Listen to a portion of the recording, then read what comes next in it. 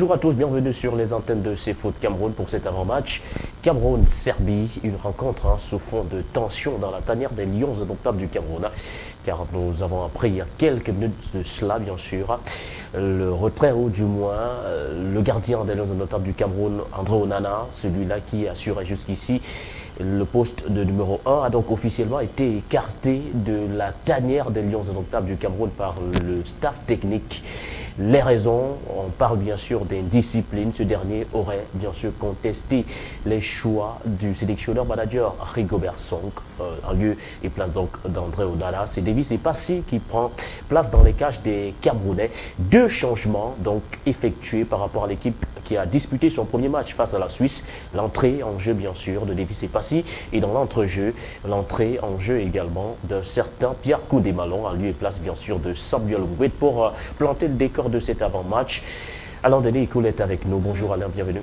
Bonjour Baudelaire, bonjour à tous. Voilà, Alain Denis Ikoul bien sûr qui nous accompagnera tout au long bien sûr de ce débrief de match avant de mettre le cap du côté de Al Janoub Stadium où se dispute bien sûr cette rencontre de la deuxième journée dans ce groupe G. Alors, au-delà même des choix qui ont été opérés jusqu'ici, de l'animation qui sera faite puisque nous reviendrons largement également sur le 11 entrant côté camerounais. Alors, il y a cette information de dernière minute, André Onana qui est écarté par le staff technique des Lions indomptables du Cameroun. Selon vous, quel est le regard que vous jetez sur cette ambiance aujourd'hui, sous fond de tension quand même dans cette tanière à quelques minutes du coup d'envoi face à du coup d'envoi de cette... Ben, écoutez, c'est ce dont on avait le moins besoin. C'est effectivement des conditions qui garantissent pas la sérénité à quelques minutes seulement de cette rencontre, parce qu'il faut dire que tout s'est passé lors de la causerie d'avant-match, d'après nos informations, et qu'il y a eu une sorte de malentendu au niveau du choix sur la titularisation de Nicolas Nkoulou, d'après nos informations bien entendu. Et le staff estimait qu'il fallait qu'il le remette, Nicolas Nkoulou, et André Onana estimait qu'il y avait peut-être mieux sur le banc de touche avec des garçons comme Christopher Wo, par exemple. Et donc, face à cette incompréhension-là, le staff a estimé que c'est une indiscipline parce qu'il était le seul à pouvoir décider de qui est-ce qui joue. Et cette brouille a donc conduit à l'éviction d'André Onana du groupe des Lions indomptables. Alors, les dernières informations font aussi état de ce que André est encore actuellement du côté de Doha, contrairement à ce qui est ventilé de part et d'autre. Il est encore à Doha, mais pas dans le groupe. Et donc, il a été écarté et qu'il ne fera plus le reste de la Coupe du Monde avec les Lions indomptables. Donc, maintenant, poser la question de savoir quelle appréciation j'en fais, évidemment, je l'ai dit tout à l'heure, c'est ce dont on avait le moins besoin en réalité, parce que ça vient montrer que quelque part, loin du slogan d'union sacrée qu'on a passé le temps à ventiler dans l'opinion publique, loin de l'idée d'un groupe humainement bon, évidemment, on constate aujourd'hui que le groupe, malheureusement, n'est pas humainement bon. Le groupe n'est pas humainement bon, pourquoi? Parce qu'en réalité, avoir un groupe humainement bon demande que les dirigeants du groupe puissent prendre les décisions les plus incontestables, les décisions les plus, j'ai pas envie de dire consensuelles, mais les plus équitables en réalité. Vous pensez que cette décision d'évincer André Onana n'est pas, on va le dire comme ça, sensée ou du moins lucide actuellement compte tenu du contexte dans lequel les Lions indomptables du Cameroun préparent cette rencontre? Mais je pense que d'abord il faut se dire que en réalité, le premier élément qui induit à la suspension, alors à la mise à l'écart d'André Onana, c'est quelque chose de technique ou encore de tactique. C'est un choix en fait qui fait qu'on en a soit mis de côté. Alors si on ne questionne pas la cause et qu'on reste questionner la question, en fait, est-ce que le choix de mettre Nkoulou comme titulaire aujourd'hui est un choix contestable? C'est là la première question d'abord. Et sur la base de ce qu'on a vu depuis quelques...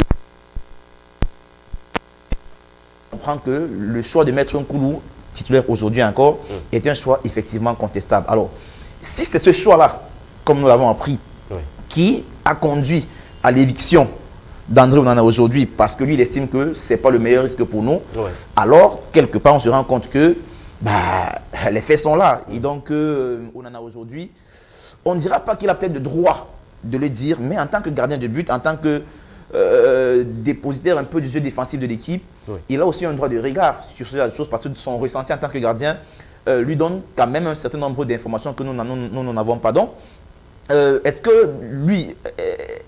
que globalement, c'est une décision injuste Je pense que si on questionne la cause de la décision, on pourrait arriver à la conclusion selon laquelle la décision est injuste. Maintenant, ça ne dédouane pas le fait qu'en tant que joueur, André ne doit pas contester le choix d'un entraîneur. Alors Alain, que vaut ce groupe aujourd'hui sans André Onana? Parce que là, il faut le dire, nous avons quand même entré dans ce 11 d'un joueur comme Davis et Passy, son dernier match.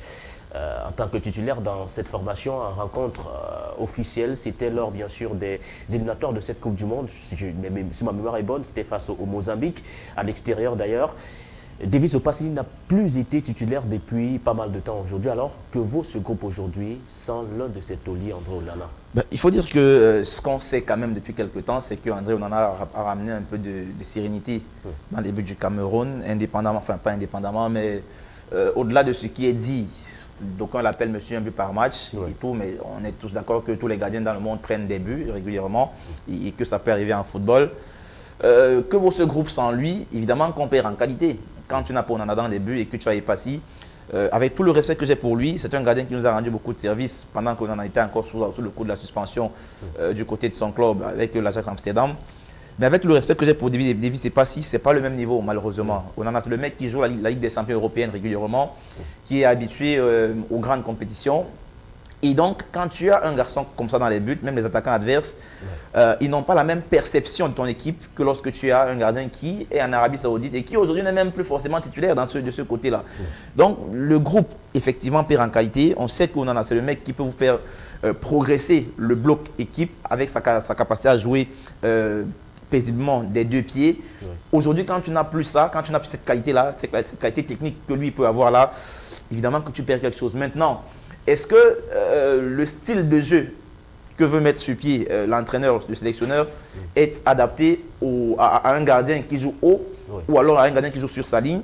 On attendra peut-être de voir sur le terrain, mais je pense clairement qu'avoir Onana dans les buts n'a rien à voir avec avoir Davis Passy dans ses buts. Et dans ce 11 entrant, Alain Denis, que l'on retrouve également Pierre Koundé-Malon qui fait son entrée dans l'entrejeu du Cameroun en lieu et place bien sûr de Samuel Omgwet. Votre regard sur ce 11, on le rappelle d'ailleurs dans les buts, Davis est passé une défense à 4 avec Nicolas Nkoulou, Jean-Charles Castelletto, Faye Collins ou encore Noutolo, un milieu à 3 avec bien sûr Franck Zambo Anguissa, Pierre Koundé-Malon, encore Martin Angla. L'attaque également sera conduite par 3 éléments que vous connaissez certainement, Brian Bemo, Eric Maxime Choupo-Moting et Ekal Toko Ekambi. Votre regard sur ce 11 d'entrée, on observe clairement 2 changements ont été effectués au regard de la rencontre, de la première rencontre face à la Suisse.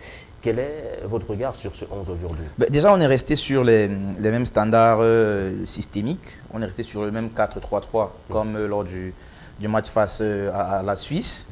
Les changements qui ont été opérés ont été des changements d'hommes. Il y en a un qui est un changement voulu et l'autre qui est un changement forcé, donc un changement volontaire d'un côté avec l'entrée de Samuel, dans la sortie de Samuel Omgwet pour le remplacer par Pierre Koundé-Malon, et de l'autre côté le changement d'André Onana qui est un changement forcé parce que personne n'aurait pu mettre et passer aujourd'hui s'il n'y avait pas eu cet imbroglio autour d'André Onana aujourd'hui. Maintenant, le regard sur cette équipe, évidemment, il est clair que pour ma part, le staff a manqué d'inspiration. Le staff a manqué d'inspiration. Vous pensez qu'il y avait mieux capable d'animer le système? Surtout d'un point de vue systémique, je pense qu'aujourd'hui, quand on voit ce qui s'est passé lors du match contre la Suisse, et les difficultés qu'on a eues en seconde période, lorsqu'il y a eu un petit réajustement tactique côté suisse, et le but qu'on prend directement dans la foulée, il est évident que on se serait attendu à voir un système de jeu en 4-4-2 par exemple, avec un garçon comme Brian Bemo derrière Choupo. C'est dans cette disposition qu'il joue souvent en club, il est souvent plus dangereux. Et lorsqu'on sait qu'aujourd'hui encore, plus que lors du match contre la Suisse, on n'aura pas le ballon et qu'il va falloir défendre, et qu'en face, on a une équipe qui joue quand même en 3-4-3, donc avec des pistons qui vont nous créer beaucoup de problèmes dans le dos de la défense, surtout dans le dos des latéraux, mais aussi avec un milieu assez dense. Parce qu'ayant 4 joueurs et même parfois 5 joueurs dans certaines phases de jeu, évidemment qu'on se serait attendu à voir le Cameroun aussi essayer de densifier son entrejeu. Mais on est resté sur les mêmes standards. Et quand tu remplaces un garçon comme Omgwet par Pierre Koundé-Malon, évidemment que quelque part défensivement, tu perds quelque chose. Pourquoi? Parce que Omgwet, il joue à plat généralement devant la défense. C'est vrai qu'on jouera avec 2 milieux de terrain à plat, en l'occurrence certainement Franck Zambo Anguissa d'un côté et de l'autre côté Martin Ongla. Mais je pense aussi que quand tu as Franck Zambo Anguissa très bas sur le terrain avec les Lions, tu perds quelque chose malheureusement. Offensivement. Offensivement, tu perds quelque chose. Bon, le Zambo qu'on a vu bon ces derniers temps avec les Lions, c'est parce que souvent il a été positionné un peu en position plus haute. D'ailleurs, le match qu'il fait récemment contre la Suisse, c'était un match assez correct parce qu'il était assez haut.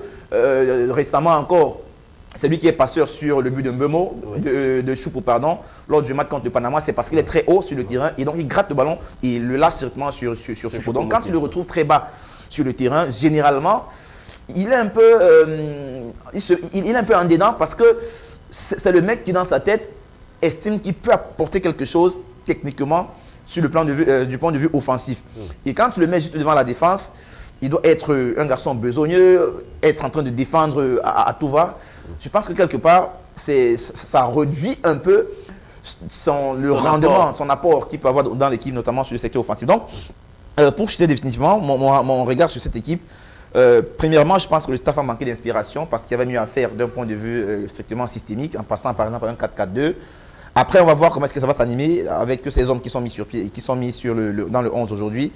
Mais après, je me dis qu'il y a des motifs d'être inquiet parce que quelque part aussi, cette triplette du milieu de terrain est aussi expérimentale. Elle n'a pas encore joué ensemble réellement depuis qu'ils sont ensemble dans ce groupe de Lions indomptables. Donc, attendons de voir, mais sincèrement, je suis plus inquiet que rassuré quand je vois ce 11. Alors Alain, dans une minute, pratiquement, nous rendrons l'antenne à la réalisation pour vivre bien sûr la première mi-temps, les 45 premières minutes de cette rencontre-là. Comment on joue quand on s'appelle le Cameroun, qu'à quelques minutes du coup d'envoi d'un match aussi importantissime comme celui-ci, il y a des tensions dans la tanière et que derrière, on doit impérativement aller chercher un résultat positif pour garder un espoir de qualification derrière. Comment on aborde une rencontre? Mais je pense que ce qu'il y a eu comme problème actuellement dans la tanière devrait être une source de motivation pour les garçons. Ils doivent pouvoir montrer qu'il reste des lions et que sur ce match, malgré ce qui s'est passé dans la causerie d'avant-match qui a conduit à l'éviction d'André, ils peuvent utiliser ça comme socle pour pouvoir se projeter et nous produire un bon match. Maintenant, comment est-ce qu'on joue? Évidemment qu'on n'aura pas le ballon, ça c'est connu. Contre la Serbie, on n'aura pas le ballon. Et donc, il faudra d'abord accepter de souffrir dans notre propre moitié de terrain en défendant et essayer de le faire mal en contre-attaque, comme on l'a si bien fait lors du match contre la Suisse. Se montrer plus efficace. Cette fois-ci, être plus efficace devant les buts. Parce que, après, quand vous avez des situations, des occasions et que vous ne mettez pas au fond, ça paye cache dans le dos. On l'a vu face à la Suisse. Donc, je pense qu'on doit opter pour une stratégie strictement défensive, jouer dans notre moitié de terrain et par la suite procéder, par contre, pour essayer de le faire mal dans le dos. Et je pense que cette Coupe du Monde nous montre encore à quel point les équipes qui jouent en contre sont plus efficaces que les équipes qui jouent en attaque placée. On l'a encore vu récemment. Les chiffres font état de ce que les équipes qui jouent en contre dans le haut niveau depuis 4 ans déjà remportent des matchs à quasiment 70%. Contrairement aux équipes qui jouent en attaque passée. Donc je crois qu'on a des garçons pour jouer vite dans leur dos, on a des garçons pour relancer. Koundé, c'est un bon garçon qui peut faire du box-to-box. On a Mbeumo devant, on a on a Choupo, pardon. On a surtout Toko Ekambi sur le côté aussi, qui sont des garçons qui aiment la profondeur et qui peuvent à ce moment-là nous faire jouer dans le dos de la défense adverse et marquer 1 ou 2 buts. Alors que vaut effectivement ce Cameroun sans son gardien titulaire André Onana? Tentative de réponse peut-être sur ces 45 premières minutes.